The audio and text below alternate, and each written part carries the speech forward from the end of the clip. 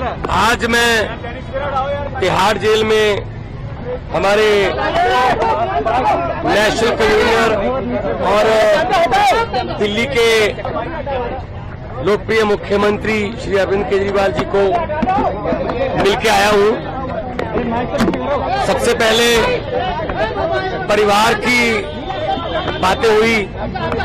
मेरी बेटी नियामत जो कि अभी 1 महीने की हुई है, उसका हालचाल पूछा, कैसी है वो। उसके बाद पंजाब के लोगों की, किसानों की फसल क्योंकि इस बार मंडियों में अब आ रही है, तो उन्होंने पूछा कि पैदावार कैसी है इस बार, और जो किसानों का जो डायरेक्ट जो ट्रांसफर है पैसे की, जो सीसीएल की फसल का पैसा, उसमें कोई बाधा तो नहीं आ रही, या कोई चुनाव आचार संहिता की वजह से पंजाब में कोई ऐसी सहूलत जो रोक ली हो। मैंने कहा जी बिल्कुल नहीं है, निरंतर सुविधाएं चल रही हैं, बिजली भी फ्री चल रही है, मंडियों में एक एक दाना जो गेहूं का आएगा वो हम रिकॉर्ड पैदावार करके 130 लाख मीट्रिक टन देश के सेंट्रल पूल में दे रहे हैं, और पैसे भी उसी दिन ट्रांसफर हो रहे हैं।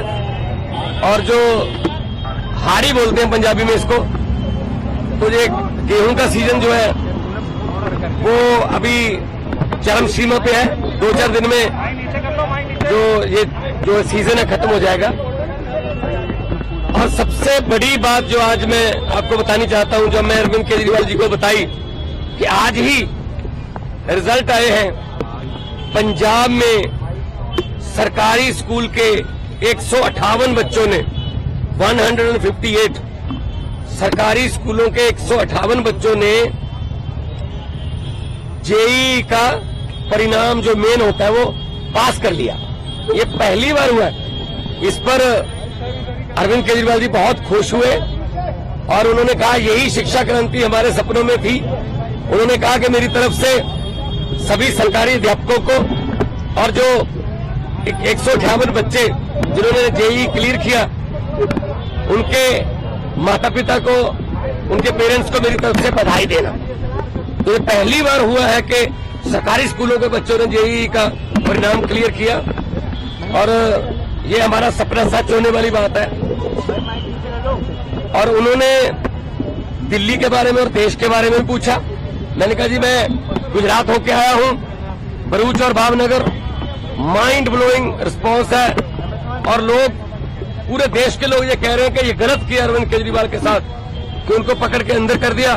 शायद ये सोचते होंगे एक बंदे को अंदर करके हम पार्टी की आवाज बंद कर देंगे, लेकिन आपकी आवाज सर वो व्यक्तिगत तौर पे तो आपको अंदर कर सकते हैं, लेकिन आपकी सोच को अंदर नहीं कर सकते।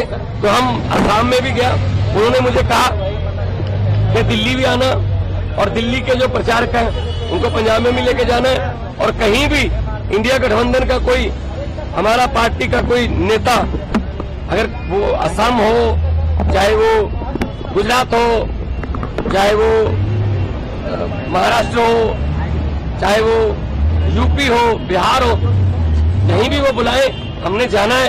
ये चुनाव जो है ये जीतने हारने वाला चुनाव नहीं है, ये संविधान को बचाने वाला और लोकतंत्र को बचाने वाला सेहत उनकी ठीक है। वो कह रहे हैं कि मुझे इंश्योरेंस मिल रही है, और अब मेरा रूटीन में चेकअप भी हो रहा है, तो सेहत उनकी बिल्कुल ठीक है। एक इम्पोर्टेंट सवाल है, ने ये कहा है कि अगर उनकी जान को खतरा है, जेल तो आप ही के अधीन आती है, लेकिन फिर भी अगर मुझ पर शिकायत आएगी तो हम देखेंगे, क्योंकि पिछली बार आपने कहा था कि आतंकवादियों से भी बुरा सलूक अरविंद केजरीवाल के साथ किया जा रहा है। नहीं, मीटिंग तो आज भी मेरी उसी तरीके से हुई है।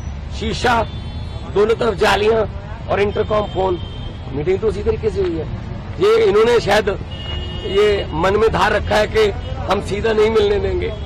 ये इनकी मर्जी हो सकती है, या इनकी नफरत की इंतहा हो सकती है, लेकिन इतना मैं बताना चाहता हूं कि अरविंद केजरीवाल जी की जो सोच है, अरविंद केजरीवाल जी ने जो अंदर से मुझे संदेश दिया वो यही दिया कि लोगों को ये बता देना मेरी फिक्र मत करना, लेकिन वोट जरूर डालना और लोकतंत्र और संविधान को बचाने के लिए वोट डालना, तानाशाही जो आ चुकी है देश में उसको खत्म करने के लिए वोट डालना। सर जल्दी राघव चड्ढा भी कैंपेन करते नजर आएंगे? बिल्कुल आएंगे। हमारे सारे नेता जो है वो हमारे सभी नेता अपनी अपनी जिम्मेदारी लगे हुए हैं। 11 खेलते हैं, बाकी कोचिंग स्टाफ में होते हैं, कुछ नेट में बॉलिंग करते हैं, कुछ नेट में बैटिंग करते हैं, 4 एक्स्ट्रा प्लेयर होते हैं। तो हमारा एक संगठन है, तो जिसकी ड्यूटी जहां भी लगेगी हम वहां जाएंगे।